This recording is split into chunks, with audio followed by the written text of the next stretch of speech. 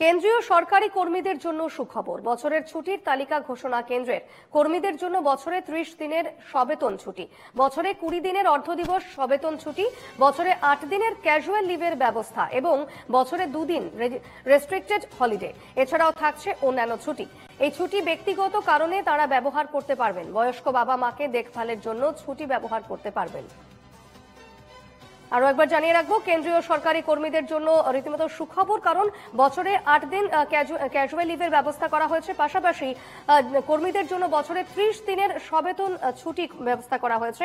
বছরে 20 দিনের অর্ধ দিবস সবেতন ছুটি থাকছে। পাশাপাশি 8 দিনের ক্যাজুয়াল লিভ থাকছে। বছরে 2 দিন রেস্ট্রিক্টেড হলিডে। এছাড়াও থাকছে অন্যান্য ছুটি। এবং এই ছুটিগুলো ব্যক্তিগত কারণে কেন্দ্রীয় সরকারি কর্মীরা তারা ব্যবহার করতে পারবেন।